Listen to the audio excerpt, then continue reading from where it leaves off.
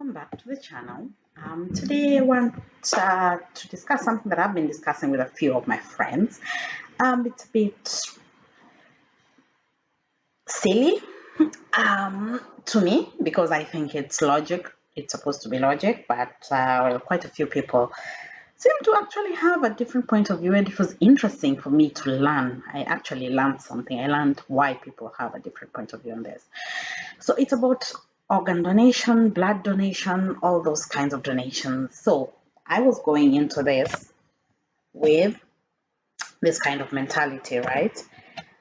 If I was to get sick and something is needed in my body, I would hope that somebody somewhere was generous enough to have donated blood or organs to help me out in my sickness.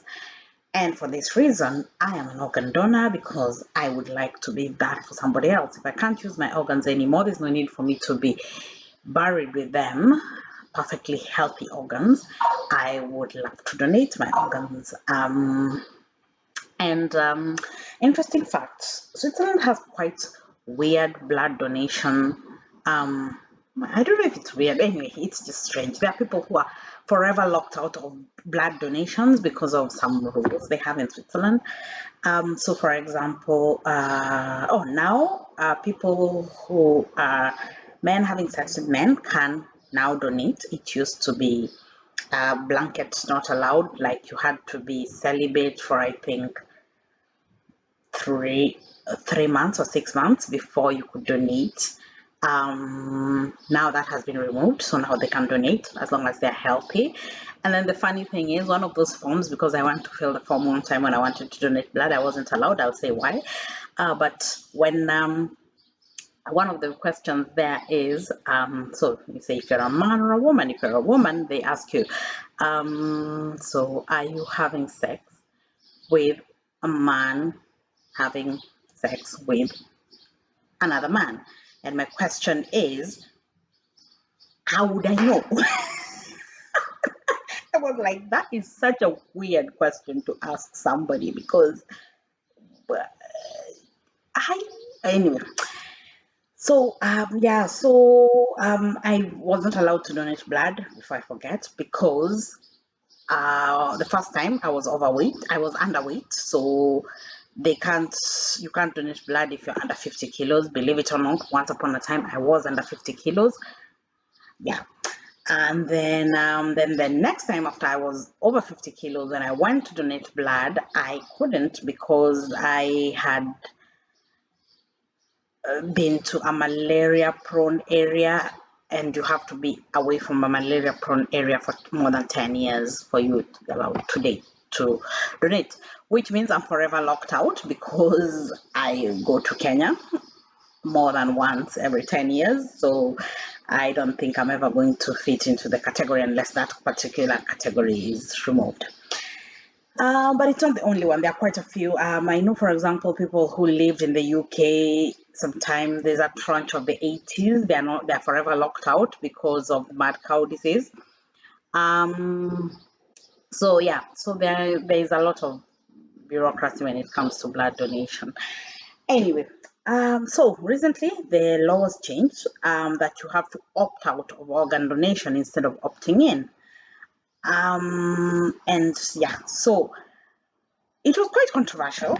Quite a number of people thought it was unfair. They felt like it was taking away their freedom of choice. That it's, opting out, people get to opt out of things. Nobody thinks they're going to die. Everybody thinks they're going to live forever. So it's one of those things that someone will keep saying, I'll do it next week, I'll do it next week. And before you know it, it's okay, this is going to annoy me. Okay, so, and before you know it, it's been, yeah, you're in the hospital and you're dying and you have no say in who takes your organs. So quite a few people were against it, and it passed the vote, but the people who are very vocal against it, so one of my friends was, and I decided to have a conversation with her yesterday because, well, I had nothing to do. And I was going into this with a very high and mighty attitude, and I kind of felt like, oh please, she's just, I mean, this is someone who complains about everything, one of those people who are very loud during COVID. So I was like, God, woman, you have so many problems with science. What's your problem? I'm ashamed to say that by the time I was finishing this conversation, I actually understood where she's coming from. And I wish she would be like this whenever she's talking about everything else, because I don't know why, but some things in particular just make her so poof, and she just goes on this craziness that she just starts saying weird things. But on this one, I kind of understood where she's coming from. Has not changed my mind, still going to donate, but I understand why some people are wary of it. So, one of the things that she mentioned was, okay, Mercy, listen, one person who dies can donate organs to different people who need it. So, to save one person's life who might or might not be saved, and of course when you're dying, apparently your organs start to deteriorate, so it's not like you can be put on a life support machine for a long time if they want to harvest your organs. So she was like, okay, for her, she feels like doctors who she doesn't trust to begin with might be influenced by the fact that we can let this one person die and save 8 or 10 other people, because the heart would be harvested, the livers would be harvested, the kidneys would be harvested. So if they know that they have a potential harvest situation, they might opt for that instead of trying harder to save you. Now, for somebody who is already paranoid and does not trust doctors, I think this is actually a valid concern, because they feel like, how do I know that you are still going to put in the effort to save me? And I feel like, especially for parents, when they're making this decision of whether their children should be organ donors or not, I, for one, decided that I am going to discuss it with my children before I put them as organ donors. Now that it's automatic and I have to opt them out, I think and my daughter is older, we can have the conversation. But I feel like I will opt them out, and then when they're older, they can choose to go in the registry. But I will, of course, encourage them to go into it. My hesitation in going with the I don't trust doctors is, there are so many times that your life is literally in the hands of the doctors. Yes, I'm a Christian. I believe my life is in the hands of God. But when I am lying down in an operating table and I'm unconscious, it's never happened. I'm grateful that except for my mental health, generally my health has been, I've been lucky. I've not had surgeries that I needed to be unconscious. I've just been lucky generally. And I can imagine when you're there, you're lying unconscious, you say your prayer and you just have to trust that those doctors know what they're doing. And that's it. So I understand where she's coming from. I understand where many of them are coming from, but it's not something that I would actually worry too much about, because I do feel like I do trust the doctors. I know it's very naive, but I do trust them. Okay. The other thing that she mentioned was the fact that, what happens if you change your mind? And I'm like, why would you change? And she's like, Mercy, listen, if somebody proposes to you, yeah, she's not married, and yeah, so yeah. She's like, if somebody proposes to her, and then she's on her way, and then she's about to die, and somebody proposes to her, why? What if she has changed her mind and she doesn't now want to donate things? And I was like, Yeah, but you're still dying. I mean, you're still dying. So it's not like, what is he going to marry the corpse because the corpse has every single organ? Well, her final reason was the fact that her religious belief is that people will resurrect. Now, I also believe that we will resurrect and go to heaven. I don't believe that we're going to resurrect a physical body. I believe that it's our spirits, souls. So if I'm wrong, then I'm really gonna be in trouble because I intend to donate every single thing, nails included. But so I think that's where quite a lot of this confusions come. Now, why did we have this conversation? Why were we discussing this? It's quite a morbid topic, but why were we having it? So there's this story currently online where a Nigerian senator has a daughter in the UK who needs a kidney transplant. So he went to Nigeria, got somebody who was apparently 15 years old, um, got this person a passport that said the person was 22 years old, and then brought the person to the UK to donate. When the person reached the UK, the person told the doctor the truth that they are 15, not 22, so the operation could not go through. And they had promised to give this person and his family a compensation in exchange for the donation of the kidney. Now, for those who don't know about organ donation, you are not in any country allowed to pay somebody for an organ. So basically, there is a very big black market for organs, yes, but it's illegal. There is no country in the world where you're allowed to pay people for organs.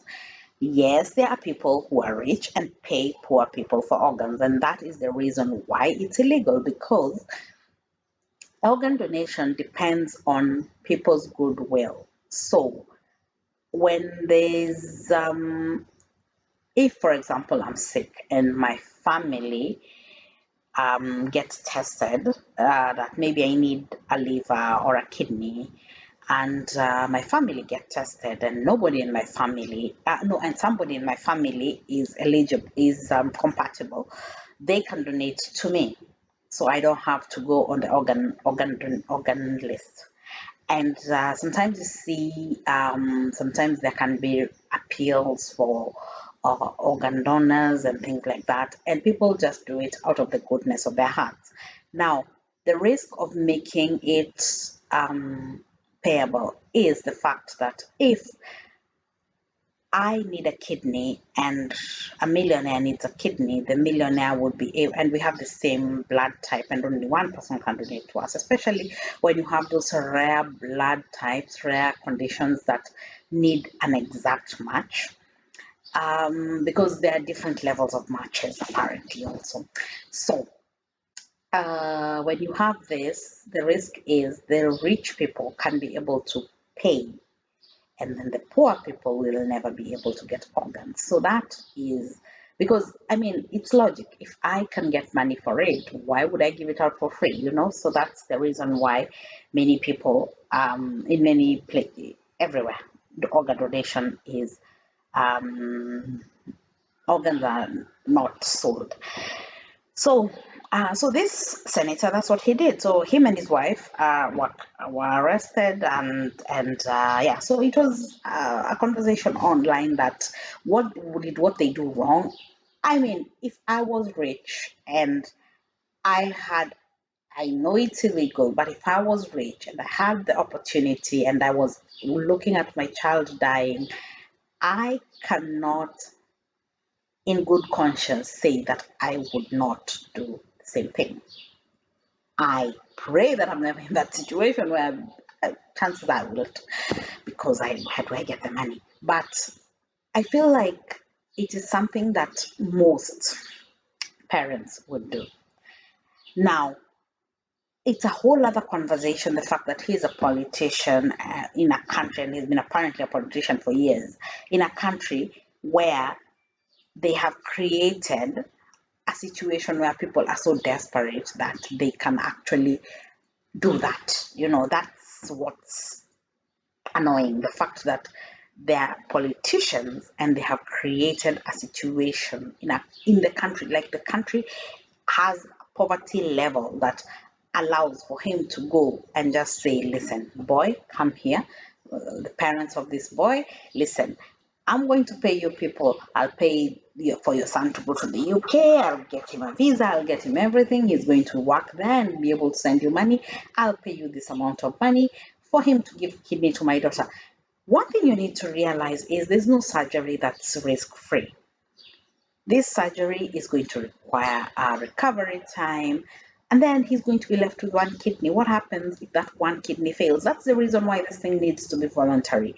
Because when I'm donating to my friend or my cousin or my sister, I'm donating because I love this person and I'm okay with giving half my kidney to this person. So if the other one fails, I don't go and say, now listen, I need my kidney back. You've had cases of somebody donating a kidney to a boyfriend and then the boyfriend dumps you. Me, I'm sorry to say, but if you do that, I am taking my kidney back. Well, I don't think it's possible, but anyway, this is what makes people go crazy sometimes. But it's one of those things that this child who is being used for organ harvesting, he's going to, okay, either stay in the UK but have a complicated life, or even just go back to Nigeria and still have that complicated life. But both ways, for me, I just feel like it's very distasteful, the fact that the person who was doing this is a politician in a country that has created that kind of need where people are desperate enough to do that. Now, I'm not saying that it's better if he was not a politician. I'm just saying that it would be less frowned upon if he was a politician, because if he was not a politician, then he would just be a rich father. Now there you would be like, well, if I was a father and my child was suffering, what would I not do? How many times have you read stories of people doing very, very despicable things because they were like, I had to feed my child, my child was in need of medical attention, things like this. These always, like, people tend to lose their senses the children are when their children are involved. Okay, now, so that was the background of how we got into this conversation. I don't always have morbid conversations with my friends. No. Well, we sometimes do, but not all the time. Now, one thing I do say is find out the organ donation policy in the country where you live in, and find out if you're able or eligible to be an organ donor, and take the necessary steps if there are for you to be an organ donor, if you want to be an organ donor, because it's it saves lives, it really does. And even if you can't donate organs, how about something like blood? Donate blood. It's so sad every time I see people who are sick and then they need blood, and then there's all these blood drives being done and stuff like that. Now, granted, there are some countries where you donate blood for free and then the hospitals decide they're going to sell them. And, so there's always a shortage of blood anyway. But you've done your part. I think sometimes it's a matter of let me do my part, because we can't control everything. So let me just do my part. And sometimes it's just about helping somebody to live an extra day. You never know who you're helping. I might donate blood and then it's my child who ends up using that blood, or I might donate blood and it's my partner who ends up using that blood. It's just one of those things. Speaking of which, this is a final question as I finish, because I feel like, yeah, the conversation has gone all over the place. But in start to the topic, organ donation. Would you marry? Would you actually want to Would you feel obliged to marry somebody if they donated an organ to you? See you all later. Bye.